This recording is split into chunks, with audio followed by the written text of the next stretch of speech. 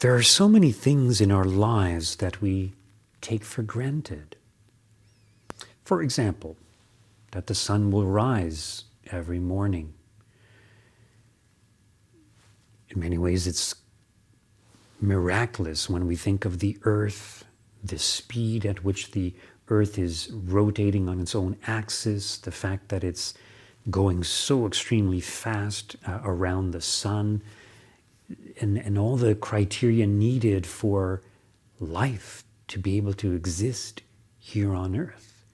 So various scientists in recent times have recognized all these criteria that need to be present, so much so that most top-notch scientists today are actually believers in God, or at least in intelligent design theory. This is the top-notch scientists I'm talking about, and it's very, very interesting. So it's worthwhile looking into. But in today's gospel reading, our Lord says something very similar. And he says, he's talking in parables, and he says the kingdom of God is like someone who just scatters seed on the ground, and then this seed sprouts and grows without the sower knowing how. And if you think about it, I mean, think of a seed, let's say an acorn, and that seed is planted, and from that tiny seed, a huge oak tree could grow. Where did it get the potential for that? Where did it get the ability to do that? In other words, we take it for granted. It's almost like there's a program. Think of it like a computer program in this seed, and it has the potential to grow. Or I mean, think even of human life, the complexity of human life. We take it for granted. And, these people who believe in evolution, if you understood how extremely complex the human body is, there's no way it could have come about by chance.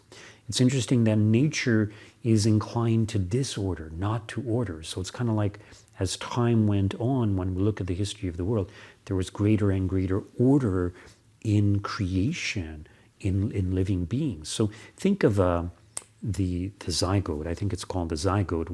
When the egg is first fertilized, it's called a zygote. And in that one single cell, there is the computer program to build a human body, to create a human being. Not to create, because it's God who creates the soul, but in other words, there's the genetic information there that is so extremely complex that it can build an organism such as a human being, such as myself, with specific cells creating the liver cells, and specific programs creating, the heart muscle and the eyes, and the complexity of the eyes. It's extremely complex. If people really understood, there's like, I believe it's millions of neurons attached to our eyes that enable us to see. It's so extremely complex, and yet people don't realize it. People don't think about it. And this is kind of what our Lord is getting at. And not just when we think of human life or our existence here on earth, but even faith. In other words, the fact that you and I have faith, it's not just because you and I are intelligent. It's not just because you and I figured it out on our own. It's not just because we had good parents or good teachers who may have guided us in the ways of faith. It's a miracle of God that we have faith. So in other words, God is the one who gives us faith, and God is the one who nourishes our faith. Now, it is true that once we receive that seed of faith planted within us, it is up to us to nourish that. It is up to us to make that faith grow and develop and expand to every aspect of our lives. But in other words, when we think of creation and the marvels that God has done in creation, we ought to also reflect that faith is also something extremely marvelous and in many ways very miraculous. I mean, think, for example, of someone like St. Augustine and St. Francis of Assisi. They were both partiers. They both loved women. They were kind of like playboys. And God transformed them and made them into incredibly great saints.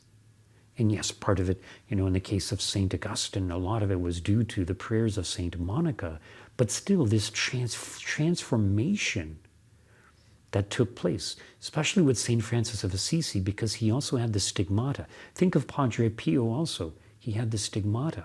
And I've often reflected on these saints who had the stigmata, and in many ways these saints were very much like Christ. They had tremendous love. They wanted to love mankind the way that Christ loved them. And in this desire to love them so much, they were also willing to suffer for mankind. It's kind of like they wanted to suffer with Christ crucified. They wanted to be like Christ crucified. So often when we see these great saints like St. Padre Pio or St. Francis of Assisi who had the stigmata, and there were others, a lot of women saints had the stigmata. Sometimes in order to keep them humble, God would hide the wounds. Only they could see the wounds themselves and others couldn't see the wounds. But when we think of these great saints, it's almost as if God wants us to see in them the presence of Christ in our midst, to remind us of the love of God, the love that God has for us. There's that beautiful verse in one of the Psalms, "What is man that thou art mindful of him, O Lord? What is man that thou art mindful of him?" In other words, we are so insignificant creatures when we think of the vastness, the magnitude, the immensity of the universe. We are as nothing. And especially when we consider that we are all sinners. We're not deserving of God's love. We're not deserving of the seed of faith that has been given to us. And yet God has given it to us.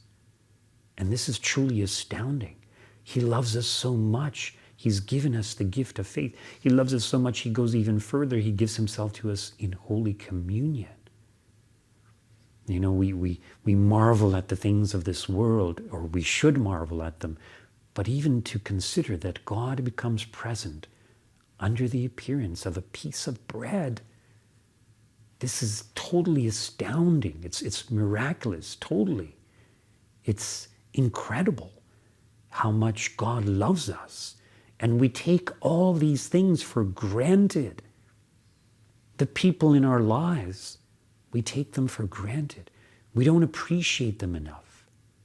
Imagine losing everything. Imagine if you were the only person that existed, and not just the only person that existed here on earth, but imagine if all of the universe just dissipated and you were the only thing that existed and there's nothing else. You would be extremely lonely, extremely miserable, extremely frustrated. We need other things in our lives. We need the world. We need people. But most importantly, we need God. And so often we don't realize these things and we take things for granted. Instead, let us reflect on these truths. Let us give thanks to God for all that he has done for us, for all that he has given us, even for the fact that he has created us, for the fact that we exist.